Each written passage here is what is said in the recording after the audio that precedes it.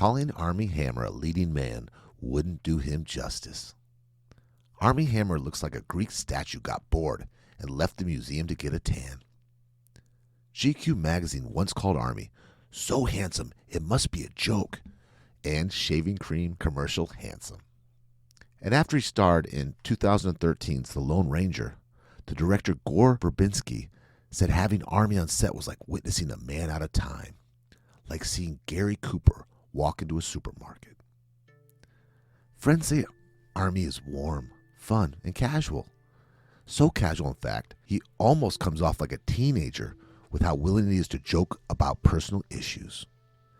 Interviewers have said talking to Armie means having a refreshingly earnest conversation. His co-star, Timothée Chalamet, once said he's a rare example of someone who presents himself as they truly are. A rare quality indeed, especially around Hollywood. Armie's dress style is impressive too. After starring in Call Me By Your Name, social media pointed out that casual button-ups and denim could have easily been cribbed from Armie's real-life wardrobe. Summer wear from Ralph Lauren and Giorgio Armani, casual blazers and jackets without the tie, white open-collar button-ups. Armie grew up in the Cayman Islands, which is reflected in the wardrobe, which looks like it's perpetually on vacation. All this to say, if we showed you a stack of mugshots of 5 random offenders and slipped Armie into the lineup, you'd never believe he belonged with the others. Especially if we told you one of them is under investigation for sexual assault involving allegations of sexual grooming, branding women's skin, carving his initials into Instagram models, and telling girlfriends via text he wanted to remove their ribs and eat them. You'd never pick out Armie. Nobody would. There's no way that this guy's being serious. But he he would always say I really wanted, I wonder what it tastes like. I bet it tastes good. Looking back, it is now clear to me he was employing manipulation tactics in order to exert control over me. During those 4 hours, I tried to get away, but he wouldn't let me. I was completely in shock, and I couldn't believe this. What I loved did that to me. Which is why when the Instagram account House of Effie started tweeting screenshots of Armie's supposed cannibal sex texts, the entertainment world had a meltdown. Here are a few of those messages. I want to see your brain, your blood, your organs, every part of you. I would definitely bite it, 100%, or try to fuck it, not sure which. If I put you into a vegetative state, I'd keep you, feed you, wash you, and keep you. So hard, thinking of holding your heart in my hand and controlling it when it beats. I am 100% a cannibal. I want to eat you. That's scary to admit. I've never admitted that before. I've cut the heart out of a living animal before and eaten it while it's still warm. Armie also sent sex texts about rape fantasies, both ones he wanted to act out and ones he'd already performed with partners. And he's talked about how standing over his then girlfriend while she cried on the floor was the most powerful he's ever felt. All of this could be seen as an extreme kink behavior, a little more wild than 50 Shades of Grey, but still within the realm of fantasy. That was until the other exes began posting their stories of non-consensual encounters, of being cut with knives, branded, enduring embarrassing forms of sex and borderline torture, and perhaps worse, a specific style of sex grooming, which started with chivalry and love bombing, and ended with Armie demanding promises to be a sex slave. The surprising part isn't that the leading man is capable of depravity.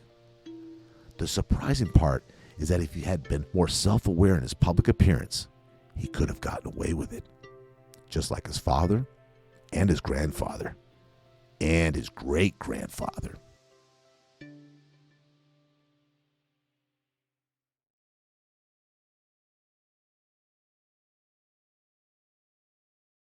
You're listening to The Re-Engineered You. This is a podcast about self-empowerment, all the myths, lies, and misconceptions we tell ourselves. Then we use science and history to bust those myths and re-engineer a better you. I'm your host, Todd Laments, the extrovert. And I'm the writer, researcher, and introvert, Joe Anthony, whose job it is to dig through the outer layer of no-duh on the internet. We live in a world with a new, dominant law. A law you won't find in the Supreme Court rulings or congressional library. The new rule is, he who wins public approval gets rich. Corporations have long known about this rule. Companies pay top dollar for savvy agents to redesign tainted public reputations. After the documentary, Super Size Me, ruined McDonald's claim to being even moderately health conscious, they began dumping money into programs to wash their greasy public image clean. They phased out supersized portions, added salads to their menus, launched ad campaigns like Every Step Counts, and gave away pedometers. If a company has operated more than 20 years in the U.S., chances are they fought public opinion. McDonald's responding to critics by offering more healthy options. The CEO of McDonald's, who says he went on a daily McDonald's diet and actually lost weight. YouTube is populated by attractive teenagers who have bought mansions with their streaming dollars. Politicians with charming smiles get elected in spite of terrible voting records. As a podcast about self-awareness, you might think the re-engineered you would have tackled the subject of public perception. But today, for the first time, we're covering myths about public appearances. Miss Armie Hammer should have known about before sending those texts. Myth 1. We have a word for people obsessed with their own appearance. They're called narcissists. Surely we don't want to become narcissists. Myth 2. Why does Armie Hammer's story surprise us? What is it about attractiveness, charm, and wealth that shuts down our creep radar? Myth 3. How do we gain healthy awareness to how the public sees us? Is it even possible? Or does contemplating our appearance at church or work automatically make us conceited? We're going to get to our myths. But first, I want to tell Joe about the severity of Armie Hammer's accusations and why this might not be a simple case of angry exes seeking revenge. First things first, how the heck did you find out about that documentary coming out? And and when did you hear about Armie Hammer? Because I'm interested to hear when he landed on your radar versus mine. He landed on my radar. I was watching a Saturday Night Live skit. There's a woman that does a skit on there. It's a regular one where she pretends she's a teenager and she rates movies. Like, she has her own YouTube channel. Okay. And she did this part about Armie Hammer and about, they were asking her if she thought he was attractive, and she like flipped out, and she made such a big deal about it. So I looked him up. Oh. Because I don't watch a lot of movies. I read a lot of books and I watch a lot of sports, but movies is not really my thing. And then I kind of followed him a little bit, and I saw him. What my perception was him, because he was in some movies that were, winning a lot of awards, was he's like a real serious, Juilliard level actor, real serious. I didn't think of him as like a pretty boy, Hollywood hunk kind of guy. When did you find out about him? Well, I found out about him. I never saw Call Me by Your Name, and that's his serious role. That is his very dramatic Brokeback Mountain, won awards role. I heard about it last year, and it was just a blip in the news. I was like, oh, the Lone Ranger guy is tweeting about being a cannibal. And it fell in one ear and out the other.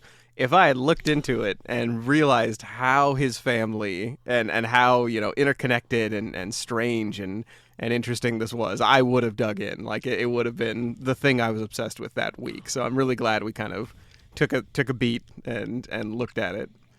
The story of his life is more fascinating than these these recent charges. Sounds like it's been going on for a while. That's a good way of putting it. I don't know if you heard the audio of these. Have you heard the audio of these? No, I listened to an interview with House of Effie. Like, I've listened to a couple of his exes speak about it, but no, I didn't hear the audio. They have them, and you can actually listen to his voicemails. They are absolutely creepier, and I don't mean creepy in like a Hollywood horror kind of way. In a very realistic, this guy's got serious control, emotional issues, should not be on the streets with the rest of us. Right. Yeah, it's so reading him's one thing, but when you hear him say it in his even, actor voice, it's kind of scary. I guess, yeah, like he's got that vocal training, so like it could be extra creepy hearing that come from him. Okay, so we don't want this episode to sound like we're trying to teach Armie Hammer how to become a master of public appearance. Like, we don't want a monster to get away with things. What we are focusing this episode on is we want to talk about, how did his family get away with this and he didn't? That is the comparison we're making. So anybody who saw the title Public Appearances and was like, is is this monster a master of public appearances? No, he's not. Armie Hammer, to me, strikes me as kind of a teenager who couldn't control his impulses, and his family did, and his family got away with such insane things, like we'll find out. But I kind of want to start by asking you, like, personalizing this and asking, how much, Todd, do you put into your public appearances? I think I kind of struggle with this myself because I feel like sometimes I'm a fraud and I'm a lot friendlier to the people who aren't in my inner circle, like yourself. So I think I kind of I try to see parts of me in this, and I think sometimes I'm very outgoing and very open and willing to help people who are outside of my circle. And right. I think the only reason I do that is because that's part of my public image, what you're talking about.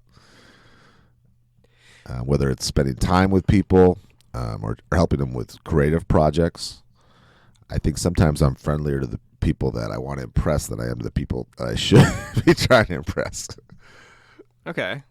So how we'll put it on some metrics here. Let's talk like how much time you spend getting ready to go out, like appearances physically versus like how friendly you are versus like how you dress, like how and what you plan to say, like how much goes into, let's say presentation, appearance, and manner. Because I'm in sales, I dress a certain way every day, a consistent way, the way that I think is the most likely for people to say yes to me. I say the same things. I've practiced the same word tracks at work and in my personal life too, things that have been funny or people that laugh at, I use that same material over and over. So it's nice when I meet somebody new, so I could give them all the material I have, and I've got 48 years of it. What about you, Joe? I used to think that I didn't care about appearances whatsoever. Like I'm kind of like, I thought I was more like the crazy professor. Like I would go around in a bathrobe, and as long as I could work on, my stories or whatever subject I was working on for that day, I didn't care. But I had a good friend of mine point out, he's like, no, you put a lot into your personal appearances. He's like, you dress not, you don't dress in tuxedos, but you have a standard style of dress that gives the right appearance for a writer. He pointed out a couple of things that, I realized that. Be like, I could see you in like Greenwich Village in New York because you dress kind of like Steve Jobs. I could see you with like a pipe or something. I swear to God. I'm not making this shit up. It's accurate, right, Joe? Right. It's polos and it's a certain type of pants. Yeah, I realized I was quite picky about how I dress. So I look down on like soccer moms or church moms who really, really care what the neighbors think, but on the inside their family's kind of rotten. Or bosses who drive amazing cars and dress really well, but they're really terrible people. But I realized I wasn't getting angry at them because what they put into their public appearances. I was getting angry at them because their appearances didn't match their mood, their verbal presentation, what they said. So I realized that I held incongruity against them. I didn't hold their appearances against them. So I don't know what your take on that when you meet somebody who is like put so much into their public appearance and it comes off as fake. Like, do you hold fakeness against somebody? I think you can see through it. I think sincerity shows, and we live in a part of the country where you don't dress up, right? This is not that kind of area. This is not right. Southern California, New York. People don't. There's not as many hotshot looking, but there is some more hot shot acting, I think, and like, oh, I'm so smart, I'm so successful that I can do and act and say whatever I want and just be real jerks, you know. I think we see more of that, like, I don't care, fuck you kind of attitude. You know? Right. I'm awesome. Don't you think we get a lot of that? Because the other one's so. Yeah. My Texas in-laws said that was what was it, like REI chic? We're kind of being a little bit shallow about public appearances right now for humor, but it's a good place to start because that's what everyone thinks about. Everyone thinks about, you know, isn't public appearances, isn't that shallow, isn't that narcissistic? But really it serves a much, much bigger cause, and that is basically giving the public a persona of you. And that seems to be what Armie's family did best. So can we get a little bit into Armie's grandfather and where this insane reputation came from and why they're able to get away with this kind of stuff? What was interesting about this, and I've been my whole adult life, Joe, I've studied biographies, and I just find famous people fascinating, just the lives they've had. And when I read about them, I feel like I kind of share in some of that experience. And Armie's goes way back, though, not just to his grandfather. We'll go back to his great-grandfather. When I say we go back, of just very extreme, dysfunctional, criminal-like behavior. And what's funny to me, when I think of generations where there's still wealth and powerful families, don't you think, Joe, of the first great-great-grandfathers and great-great-grandmothers as being conservative, hardworking, Depression generation, you know? And then they make all this money, and then the rest of the family fucks it off for the rest of their lives. Right. Or I assume that they, you know, somebody up the line made CEO or did something amazing and very niche to make the money, and then the rest of the family has just been scrambling to hold on to it, kind of like the Kennedys. Right. We'll go back to his great-great-grandfather. He was a doctor. His name was Julius Hammer. And he got himself in some serious criminal legal problems. He gave a Russian diplomat, a wife of one, an abortion, and she passed away. So he got convicted. He's a doctor. He got convicted of first-degree manslaughter, and he was sentenced to 3.5 years in Sing Sing prison, which is a rough prison in New York.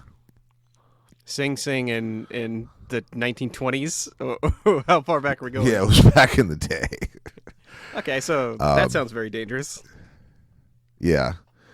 And then, so then his son, Armand, who would have been Armie's great-grandfather, or grandfather, his grandfather, Armand, he moved to L.A. and he actually married a rich woman. So that's where they really got their start. So he didn't have anything, but he got this money she married a very, very wealthy woman named Frances Tolman. This was in 1956. And they started they took over a failing petroleum company. And then business just boomed. Okay. So we're talking about a great-grandfather. Like, our model for this is somebody up the line in the family worked very hard, got themselves into a position to make money. And this is like, no. They just did scandalous stuff, married wealthy people, and took over a company that is dubious. Okay. That's exactly. Now his it's hard to follow all this father-son stuff. I'm doing the best I can. Okay. Okay, his son was Julian. Okay. Julian got in trouble for killing a person at a underground casino. So it was early morning hours, and it was in 1955. And this man got killed in his house over a gambling debt. So this is like either an underground casino or a poker game gone bad. And so the front page of the newspaper, the daily newspaper, said, "Millionaire's son kills GI." And what Armand did to get his son out of this was, I guess he delivered $50,000 to a lawyer in Los Angeles. And then the charges were dismissed.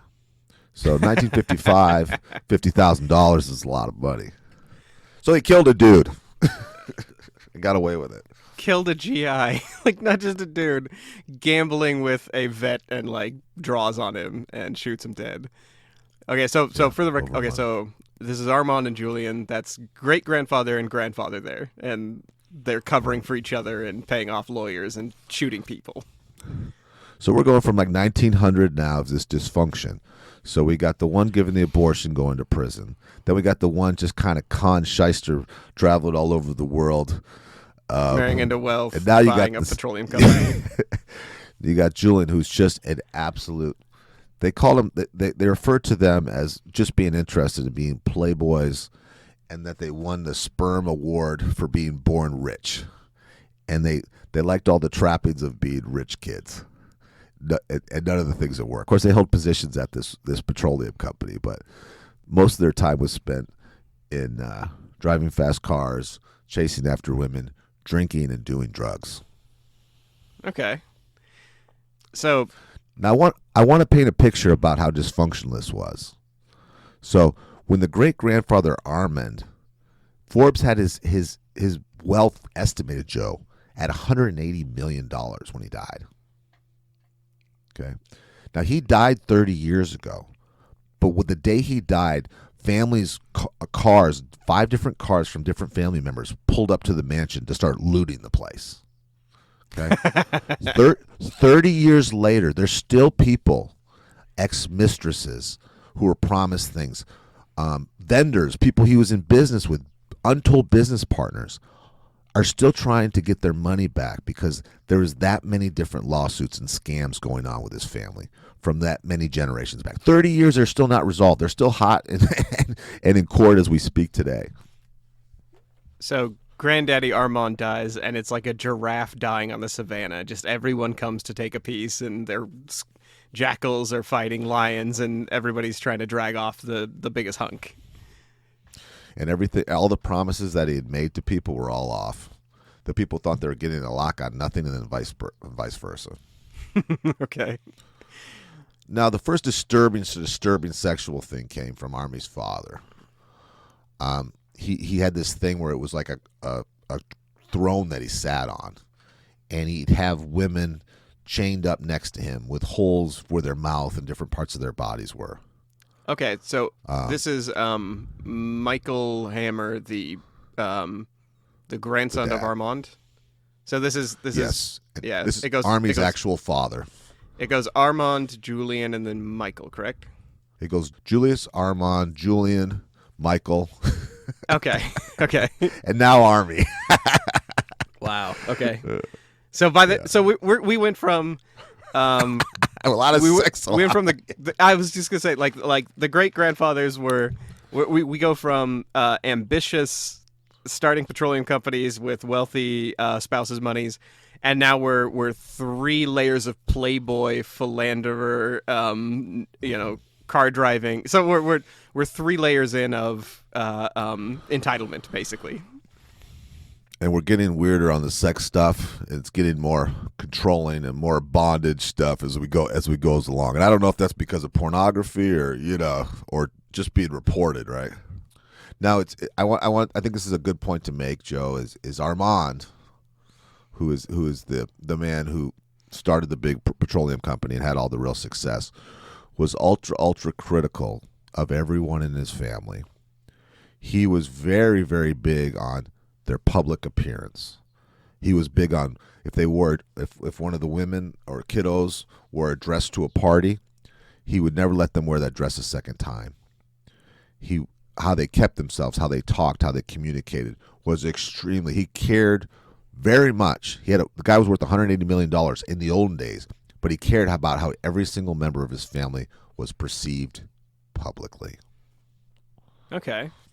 So, needless to say, he wouldn't approve of Michael having a sex throne with a head hole so somebody could poke their head through. Not if everybody knew about it. Not be taking pictures of it. You know what I mean? He must be thinking, what the hell's wrong with these stupid great-grandchildren of mine? Right. Okay. You do whatever you want. Just don't make just no evidence, Right. You can shoot a GI in a poker game. You just have to look good the next day in the public eye.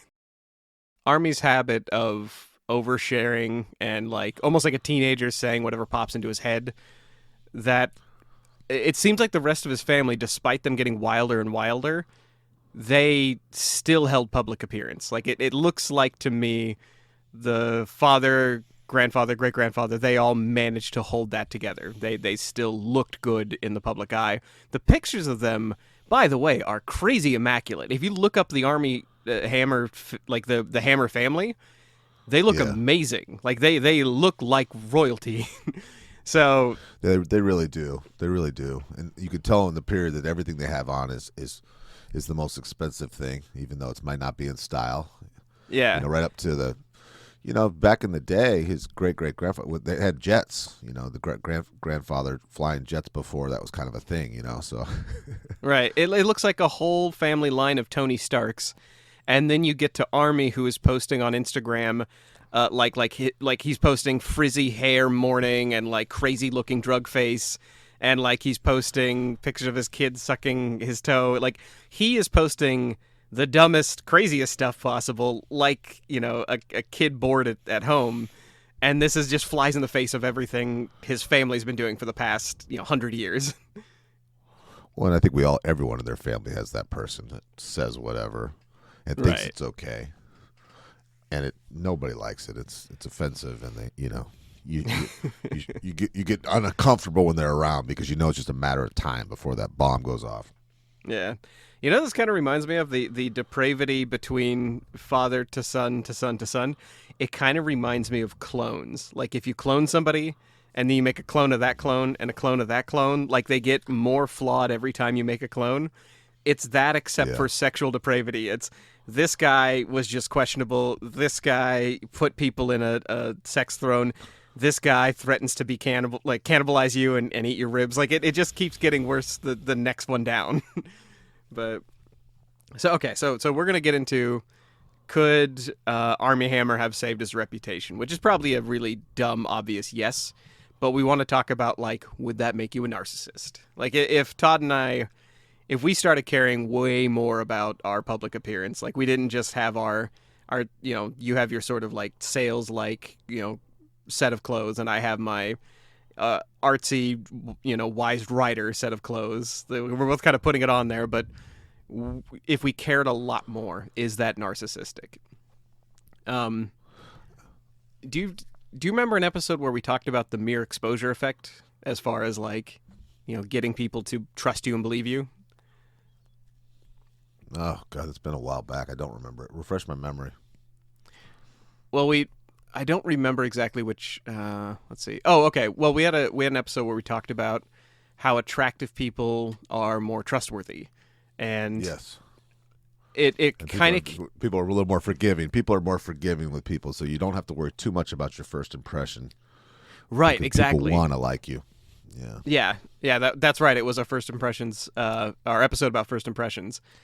And the big shocker for me was, yes, your looks and your appearance matter, but not exactly in the way you would think. It's more about you're projecting a higher socioeconomic class, and you're projecting with that comes, you're generally thought to be more capable, and then just people seeing you over and over again, it leads to the mere exposure effect. Yeah, it's kind of like how propaganda works, where they see you multiple times.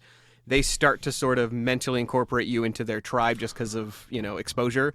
And eventually they trust you. And that's kind of how politicians work. Like the reason why politicians pay so much for ads, it's just to get their face in front of you enough to where they become part of your monkey sphere, your 150 people, your Dunbar number.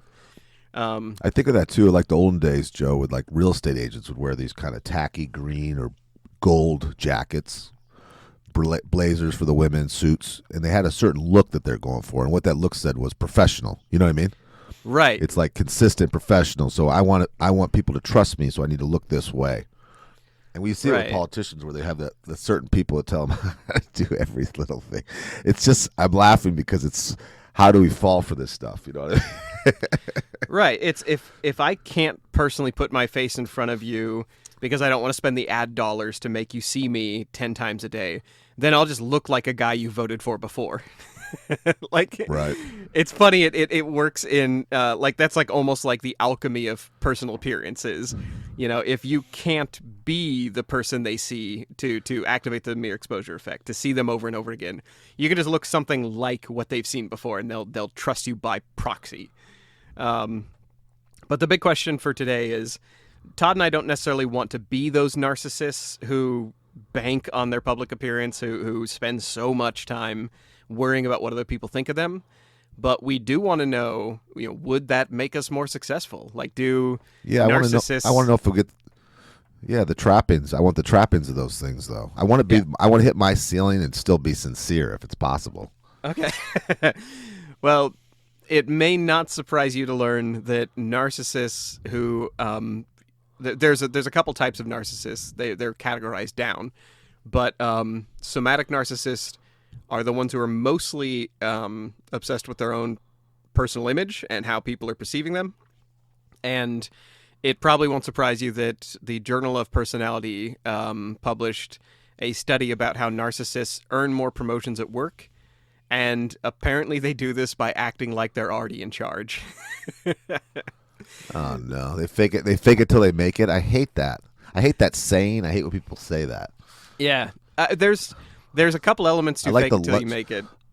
Go ahead. I like the Joe Anthony blue-collar lunchbox. I'm just going to keep showing up and producing, and I'll get promoted, That's true. There is a small element of fake it till you make it in just showing up. Like it's pretending like you're ready to do it. But yeah, the people who are truly faking it till they make it, part of that is empowering yourself and repetition. There is an element of honesty in faking it till you make it, really. But if you're a true narcissist, then you believe you deserve it just simply because you're you. The hallmark of narcissism is they feel a sense of power. And so when they're on the job, in turn, because they feel a sense of power, they project it, and hiring managers believe it. Well, I'll just sort of tell you about the study, actually. So this came from two studies. The first one was in the Netherlands, and they interviewed 200 supervisors. And then Britain did a follow-up peer-reviewed study because they were like, well, we want a piece of this, and we need to make sure that our narcissists aren't getting jobs. And they found out that supervisors rated their employees' promotability. And the second time they did this study, they completed measures of self-promotion, like please rank them on how often your employees, make their accomplishments known to their supervisors. They rated them on ingratiation, like how often they feign interest in the supervisor's problems, and sense of power. That's a big one we're talking about. The extent that they feel they're in charge of the decisions among their work team. And to quote the study, although narcissists have excellent social skills and are adept at winning people over, this charm wears off on people. Like, that's why in our personal lives we can't stand narcissists, because eventually you figure out they're a narcissist. You figure out that charm is just hiding their sense of ownership over whatever they're doing. Like, they're not, and they never share. I think that's what it is too. Whatever it is to share, they don't share the attention, the credit, the money, the whatever it is. There's right. there's a sense of just being treated unfairly.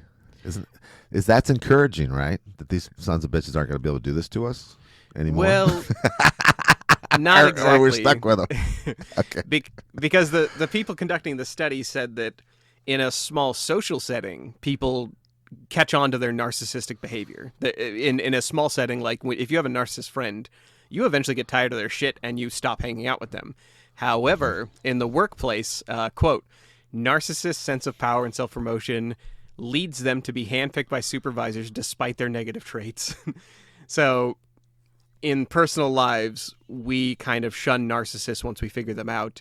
But at work, they get promoted faster, they get promoted more often, and the skills they're projecting are exactly the skills that almost hiring managers across pretty much all corporate boards are looking for.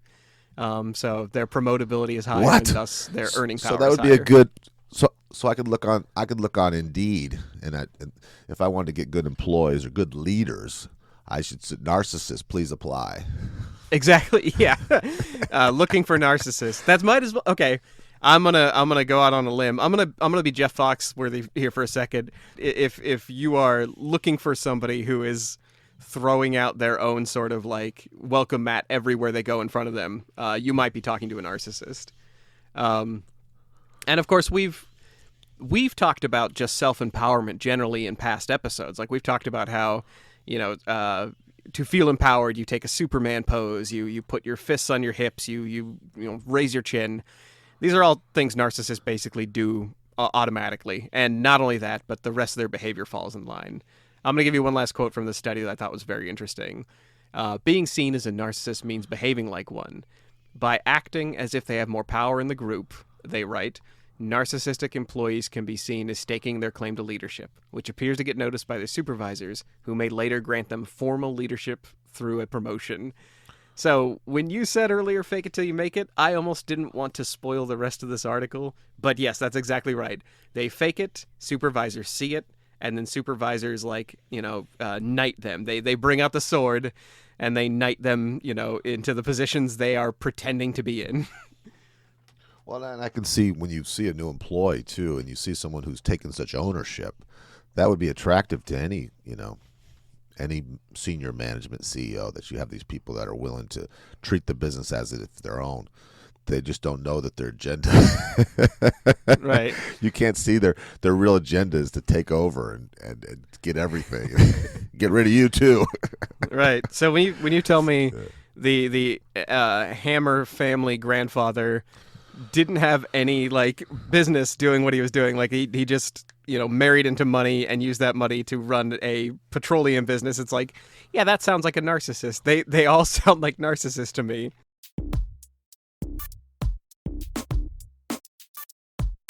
So we don't want to entirely focus on Armie's family.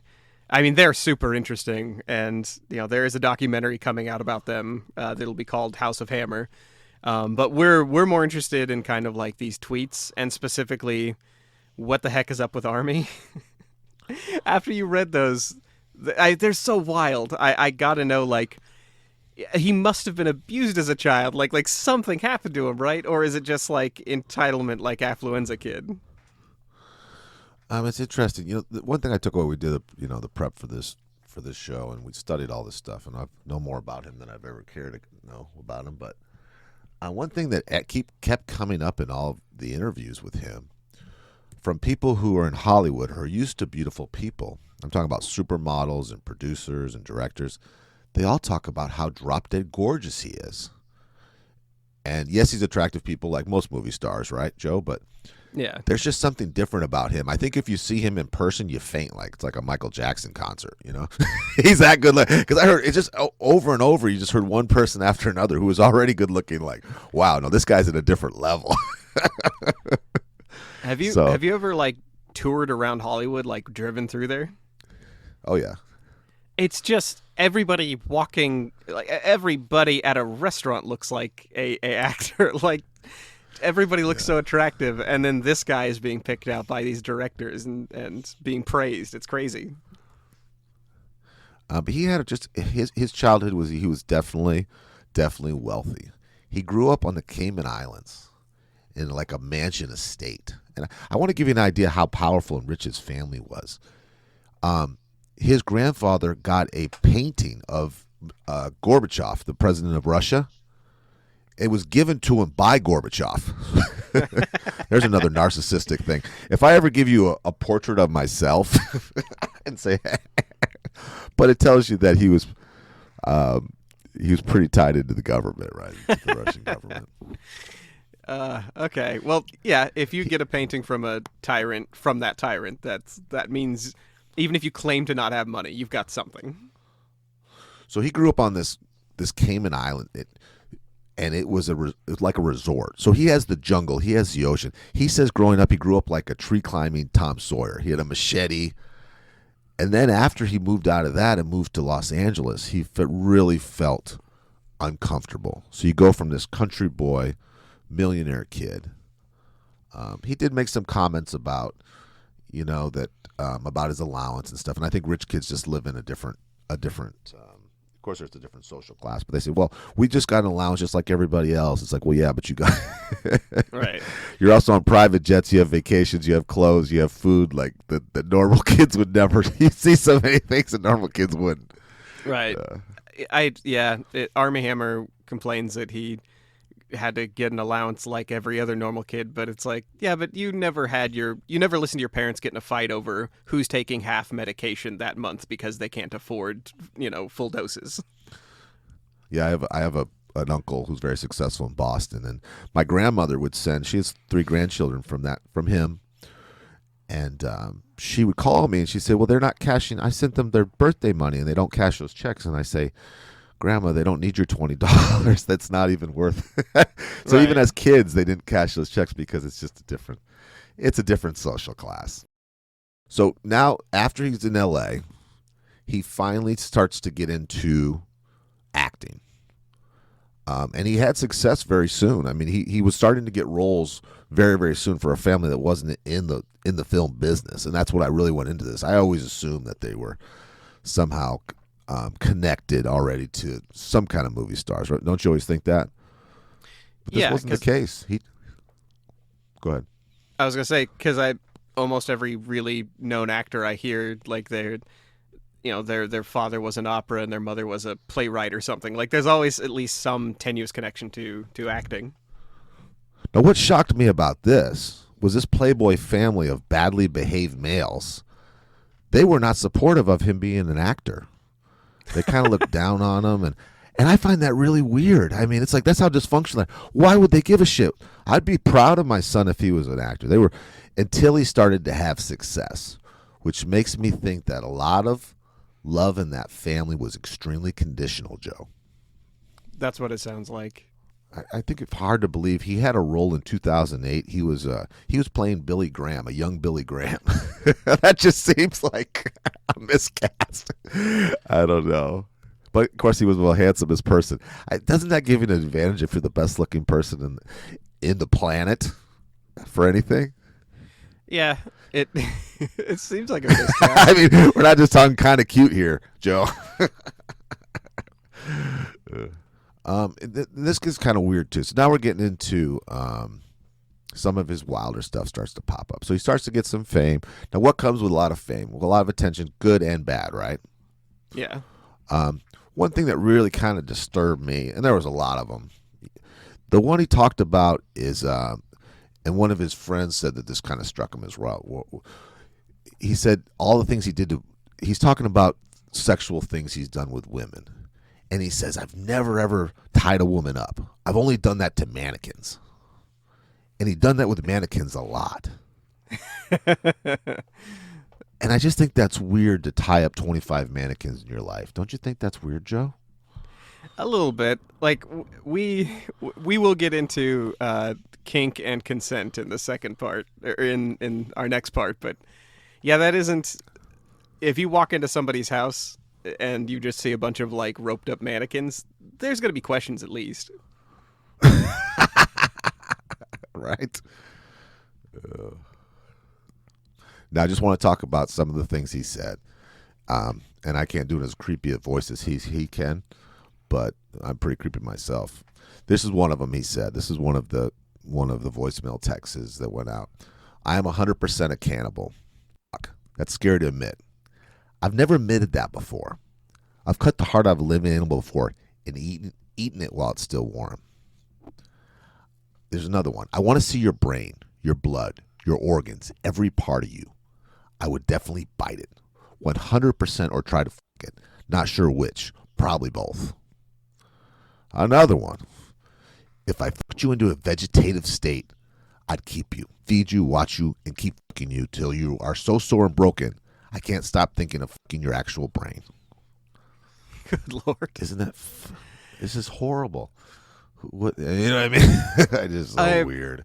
I'm so glad we're laughing about this, because this would be genuinely chilling and frightening to hear it in any voice. Like any...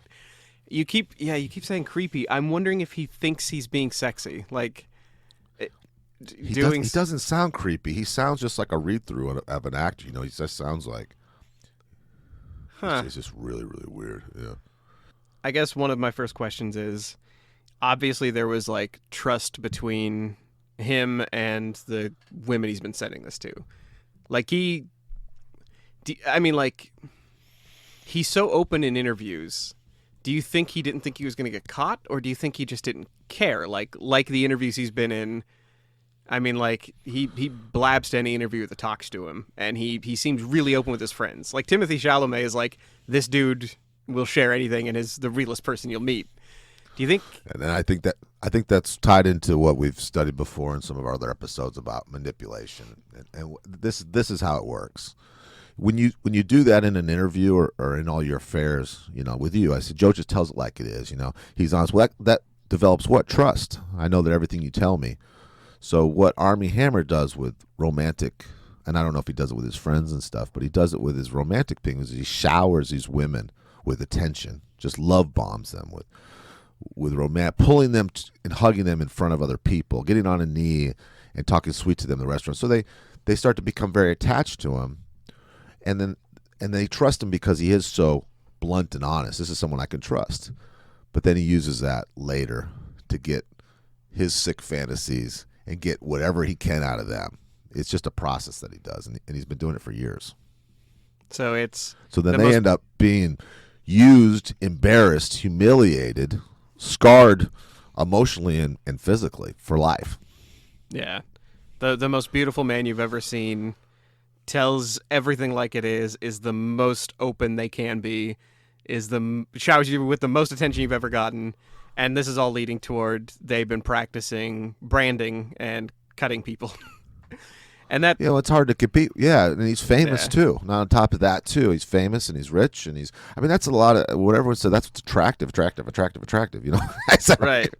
It's almost like he doesn't have to do this, but he still wants to. Well, it sounds like the most balanced polar opposites. You've got the most positive attributes in a human you can get to balance out the darkest shit that somebody can have in their kinks. Okay, so let's. I kind of want to. I don't know if I'm jumping the gun. We might be going too far forward here, but let's talk a little bit about like consent and kink play, because that's something that kept coming up while I was reading about this. Is there's a lot of the internet that is basically talking about this, like, this is horrific and strange, and it doesn't matter how you slice it. Talking cannibal makes you a crazy person. But there's also a portion of the internet that's like, no, kink play is a thing now. Consent is the biggest part. Like you can talk any fantasy you want. It could be as dark as possible and as evil sounding as possible, but as long as it is just fantasy, it's okay. I don't know if I truck with that, and I don't know if you do. I was going to ask, like, can you be extraordinarily dark mentally and excuse it by saying it's just fantasy, as long as you keep it in that realm? No, I think it's unhealthy. I think that people say, and I've just never been into that I've never been that into pornography or into anything that's just not normal. I guess what I consider normal, and people say, well, that's you and this and that. But I see this kind of stuff of slavery, humiliation, bondage. I don't see that as, I see that as one person enjoying, and that flirting with very, very unhealthy thoughts. Does that make sense, Joe? Oh, it makes total sense. What do you think? We will put that in basically the Puritan camp, and I don't use that in a derogatory way. My thoughts as a writer who writes fiction, I will entertain any dark thought that comes through my head, but I try to label it and put it in its proper place. And if anybody else, I mean, like, this goes for, we started this episode by comparing this to, some people say this is basically 50 Shades of Grey, except way more extreme. I will simply say that, I believe what psychology says, which is there's a healthy way to express your fantasies, and it is not roping somebody in by love bombing them and then doing things without express consent every step of the way. The fact that he would groom them for this kind of behavior to enact these fantasies and wouldn't check on them. Like, there's so many complaints from House of Effie and from these other girls where, like, they would pass a certain event horizon during one of these scenes that he was enacting, and they wouldn't speak about it. Like, it would last, one of his texts says something like 4 hours, and they shut down. Like, they mentally had shut down. They stopped responding verbally. They were just crying and in a mess. And so it's like, yeah, that is so far beyond healthy consent that it doesn't matter what your fantasy is. In my opinion, you've passed over into criminality. If these aren't just allegations, which it doesn't seem like they are. Well, and I don't know if I'll say equals or people. I think when there's a status of being famous, you get away with things that you can manipulate people. There's a baseball player called Trevor Bauer, whatever, and he was meeting women on Instagram. He plays for the Dodgers. He's a multi-millionaire, famous pitcher, and he's taking these women out and choking them unconscious and beating them up. And what's shocking to me about it is how he kind of he doesn't think he should get in trouble.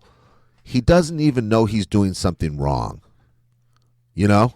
Okay. And it's like it's kind of scary, right? You know, like he just thinks that's okay. You know? Right. Even though police are being called, even though it's still not registered. It's still the I should be able to do whatever gets me excited, thrills me, you know. I think you just bizarre. stumbled into the exact answer. I think you just answered this whole podcast, which is this is somebody who, like, whatever is thrilling to them, they'll justify what it takes to get there, and it's okay to them because they feel good. And that so firmly lands into the narcissist category for me. Like I think that could summarize everything. So, well, if let's say you live in Los Angeles and you're an up and coming actress, and then wouldn't you be attracted by the fact that this person's connected, this person's famous, you're getting attention seen around them, just as a move? You would probably do things that you wouldn't normally do if it was someone you just met back in your hometown, right? oh, absolutely. How many of these girls are like, yes, I'll endure some, like they may not be into bondage, but they're like, yeah, he can tie a rope around my ankle and I can endure that because he's connected and handsome and, extraordinarily successful. And then how far does that go? Like, it just keeps going further and further and further until one of the pictures is he carved his initial into a woman, like a little A on her hip or something like that. And this is like a model. Yeah. So it's like that immediately affects her career, I think. Yeah. Branding, right? Right. Oh, boy. So let's do this the healthy way. I don't want to get through an episode and just have it all be, well, here's what it looks like to be a monster. I do want to talk about, like, if we want to focus on public appearances and how to present ourselves and how to, you're not going to make yourself more handsome by wishing it, but you can certainly show up and, like, appeal to people's approval without it being a narcissist play, without it being a grooming like he's doing. Like, you can do it in a healthy way. So do you want to discuss the healthy way to self-monitor? Yeah.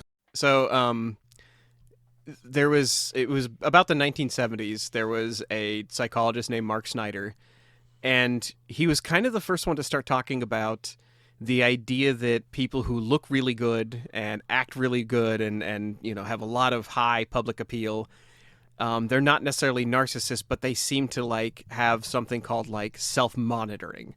Like, they seem to be able to zoom out almost like it's a video game and see themselves in third person, and they can see how other people react to them, and they can see how they look to other people. And this is something everybody does innately. Like, this is a skill everybody has and does unconsciously, but some people seem to turn it on and off. Like, they turn it on, and they can, they go about more of their day looking like that. Like, for me, if I'm at home, I am wearing a bathrobe. I am dipping the ties of the bathrobe into the toilet. I'm walking out in flip-flops to gather the mail. I'm now feeding chicken, so I've got, chicken shit spattered up to my ankles. I don't care until it's time to go to, like, a meeting or, a boardroom. Then suddenly I have to clean up. And I don't, maybe I'm flipping boogers across the room right up until the moment I walk into a boardroom, and then suddenly I'm on my best behavior. People who are high self-monitors, they're looking at themselves from the time they wake up. They are zoomed out in third person, monitoring their own behavior basically all the time. And Mark Snyder... So they're like watching a movie all day long of themselves. So they kind of said, no, stand over there. You got to change your shirt. Right, exactly. They get good at it, right? They get good at it if you do it all the time. That's exactly right. That's my point is this is not just a narcissism strategy. If you do it consciously, you can get good at it, really good at it. Like, You can become a better speaker, better presenter, better everything.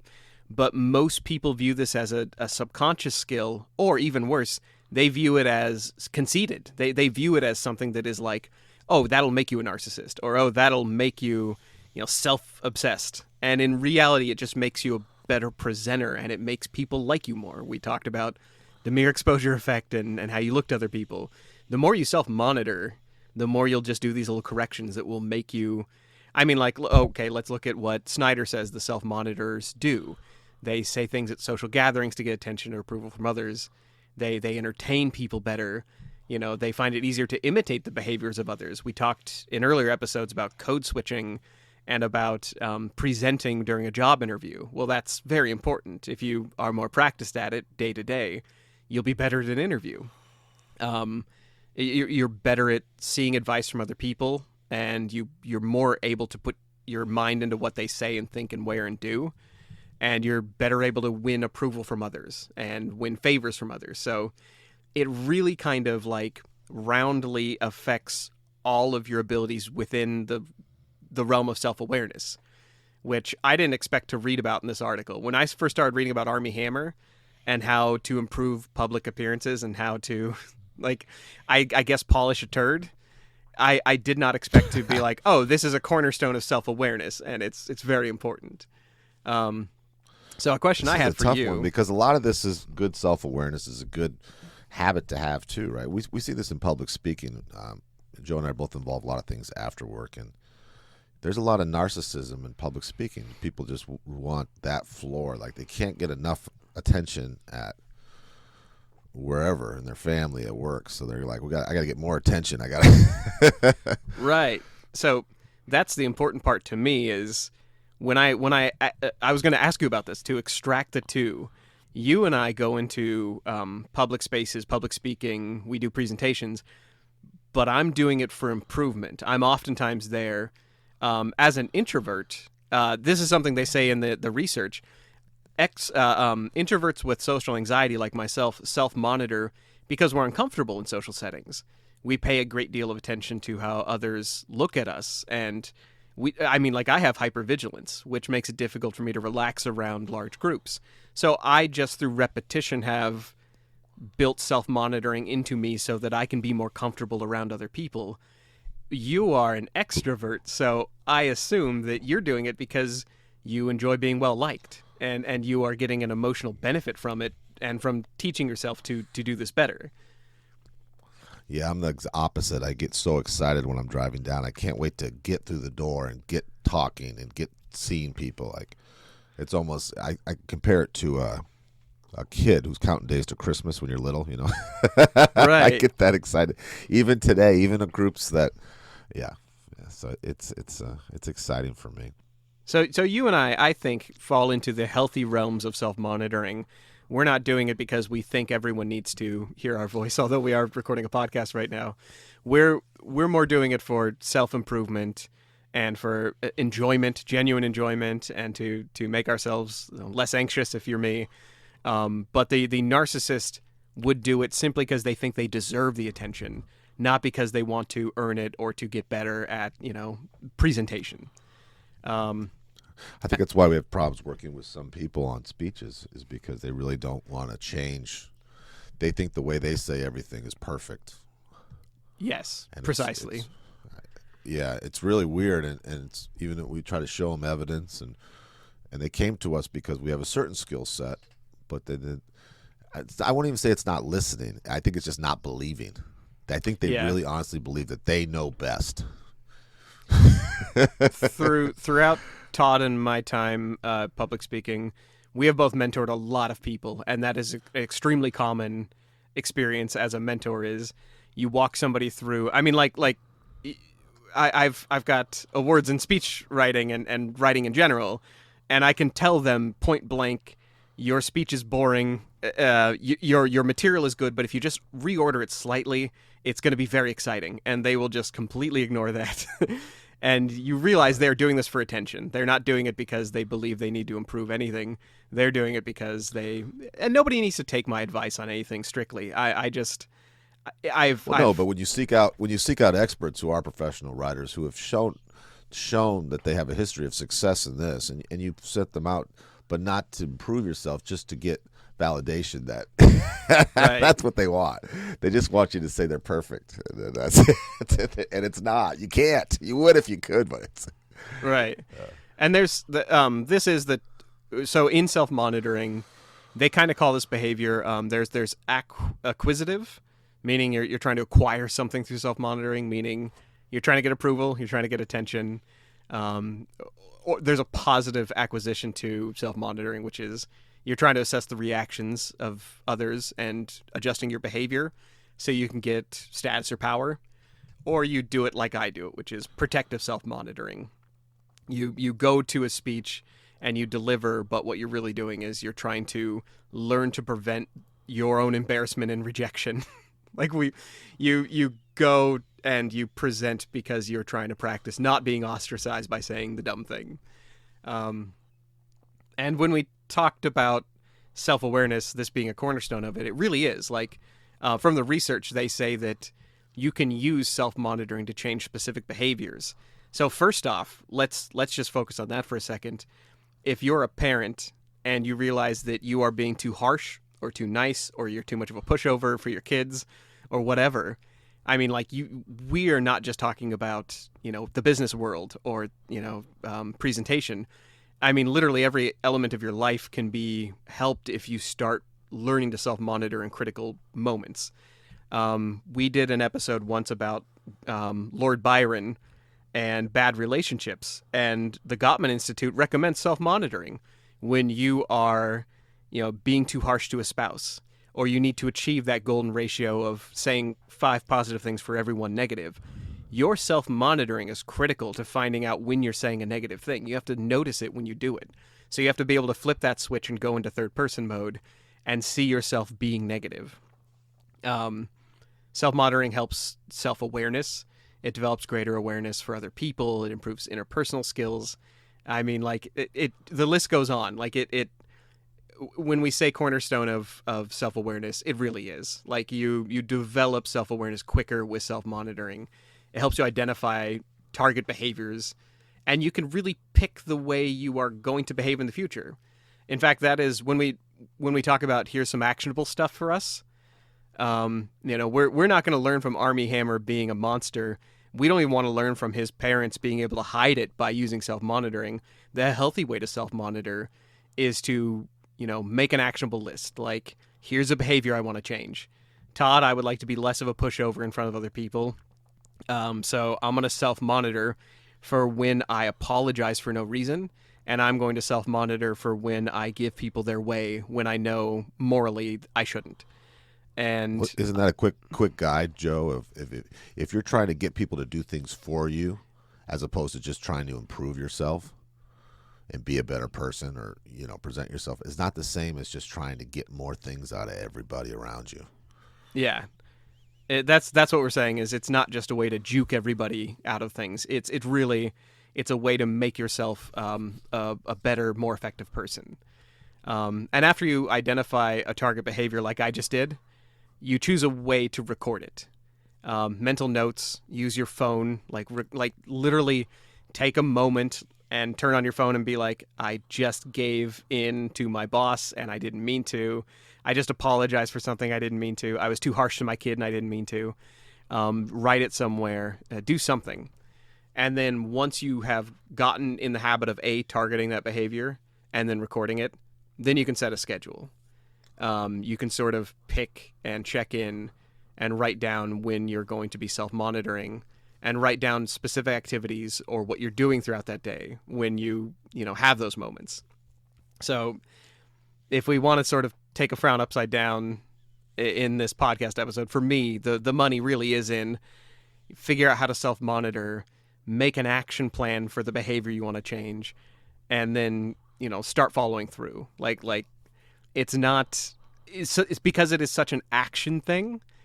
You have to have a plan in place. It's not like you can write a goal or a vision board for this. You really just have to pick and choose behaviors and then plan when you're going to zoom out and turn on that mode. I like that zoom in and out. I can kind of see myself thinking that out loud and say, let me zoom out on this here and See how I'm treating the people around me, and am I communicating properly? Is it time just to kick back and listen, or is it time to take the lead? I sensed that our man here, Armie Hammer, was doing that. Like, there's a moment in these articles where like things are going really bad, and like he spent a year in lockdown last year, and it seemed like he started to do that. Like I saw in his text, he started to sort of reflect, and I was thinking he's zooming out, he's gonna get this self-awareness, and then he just bailed on that. It seems like. So can we talk about how things escalated for him? Things escalated with him. The big one, he kind of prides himself on being just a super dad. And that's another way he's perceived is just as a great father. Like you said, the Instagram post, and just, he's not someone who's having his kids raised by nannies. He's doing it himself. And during the COVID lockdown, he was on this Cayman Islands resort. Of course, these people act like they're kept in prison. They say, I feel like I was in prison. There are all these resorts that we couldn't afford to visit for a day. With more land space, every food, beautiful people. I mean, shoot, when you're Army, you don't have to have beautiful people around. Just go look in the mirror, if you're feeling Todd, kinda... could you imprison me on the Cayman Islands, please? And so he runs away. He gets stressed out and he can't handle it. I think there's probably a lot of drug use involved in this, and that's not reported. It's just my drug use through the years of my partying years. I'm seeing a lot of these very compulsive and he brags about it. He brags about there being benzos in his system and THC, and so there's drugs use. Right. He sent out there's a text like saying that his body was a fine-tuned drug processing machine or something like that. It's sarcastic. I have benzos in my system, but who doesn't? Right. Very college. He's a smart ass. Yeah. But so he leaves his wife there and his kids, and he goes out, and that's when he gets divorced, and that's when things start heading south. He starts dating, and that's when all these stories start coming out. And so he's trying to work, but all this bad press, finally, it's over. He's not a leading man anymore. He's all this bad press. Bill Cosby-like bad press has destroyed his career, and his movie career. No one's gonna. I mean, everyone's kind of whispering about him, and directors, producers, everyone just wants to stay clear of him. They don't want any trouble, and we say he's not that good looking, Joe. It is interesting to sort of like, how much bad press do you have to get to make the what do you call it, the Calvin Klein model on the bag unemployable? Like, that's pretty bad when you're the most handsome man on earth and nobody wants to touch you. And I'll just tell you how he kind of lost touch with reality here. Here's a couple of things he said he talked about this in the media to major magazines. One of them was, this is him talking. One chick tried to stab me when we were having sex. She was like, true love leaves scars. And then she tried to stab me with a butcher knife. Now, the funny thing about it, he continued to date her after this for 7 months. So they were like a thing. And then he's on social media talking about being fond of bondage. Okay.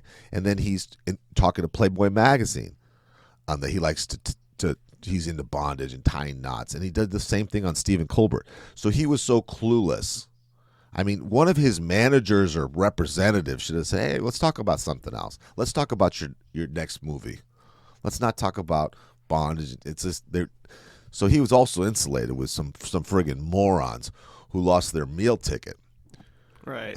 And again, it seems like not much of a filter. No filter. 3-year-old. He just, if it's in his head, he takes it out, and the more vulgar it is, the better for him. But not only did this destroy this, it's destroyed his reputation. I mean, he's now, they say penniless. He went from having a worth of $40 million. Hard to estimate the family value. But it's been reported now that he's in the Cayman Islands selling timeshares. They put his face on a flyer. I mean, he's trying to feed his family. He's living in the Cayman Islands to be close to his kids. Right. They put him on a flyer at the resort and said, "Oh, let this guy give you a tour," and it's very unflattering. It's very sad. We have the handsomest man on earth selling our timeshares. Yeah. Let him take you wind sailing. That's amazing. I've sold timeshares. I know what a shitty fucking job it is. Okay, it's not fun. Right. It's beneath pretty much anyone. It's very tough, straight commission. You're kind of selling snake oil, kind of thing. Yeah, it's kind of slimy. It's a fitting end for him if this is his end. Right. Well, it's weird that I'm okay with that. Like I know it's kind of like made him the butt of a joke online. Like all the articles that are like talking about him selling timeshares are almost doing it tongue in cheek, like making fun of him. But get a real job. I'm okay with that. Like that actually makes me kind of happy. Yeah, it's respectful than just be holed up in one of your grandparents' house somewhere or something, right? Right. Yeah, sitting on a painting of Gorbachev, smoking your family cigars. Yeah, I like that. So, just for like a cool little follow up, I went looking for his great grandfather's company, Occidental Oil and Petroleum. It's now known as Oxy, and it was in the news 2 days ago because Warren Buffett got permission to buy a majority stake in Oxy. He got a permission to buy 50% of that company. So it is still relevant, still big today. Yeah. All these years later, isn't that something? I just thought that was wild. Warren Buffett. Warren Buffett. See some promise there, or he wouldn't be doing it, right? Yeah, so if you're wondering, how powerful was the Hammer family, really, really powerful to the point where Warren Buffett's buying their company. I think a good lesson that I want to close with is love bombing comes. It's not just romantic, right? So if you have someone who at your new job just loves you to death and does all this, and then you notice that as soon as that's turned off, the switch is turned and it turns to manipulation. Beware. You're living with, dating, working with a true narcissist. Well said.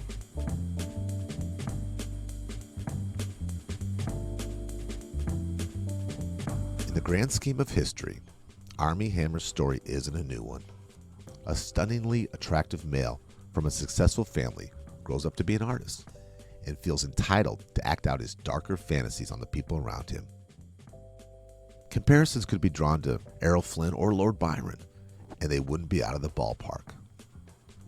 What sets Armie Hammer apart from his father or grandfather, who suffered almost no consequences from their actions, is that Armie appears to be a low self-monitor.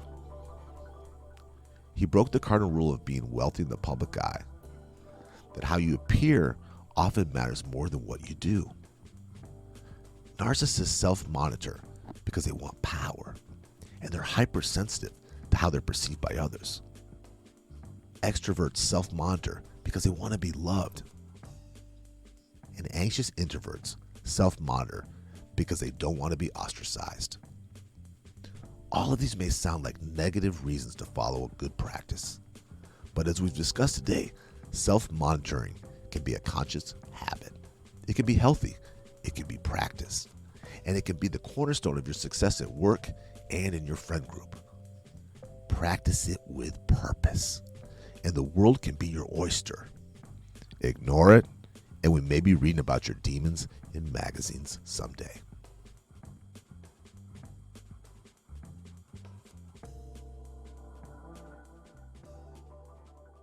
You've been listening to The Re-Engineered You. Thank you so much for listening to the show. You mean the world to us. We have a new episode every week. You can connect with us at www.re-engineeredyou.com. That's where we have research links, show notes, feedback, and blog articles for each of our episodes. We're not experts in anything, but we've got an opinion on everything.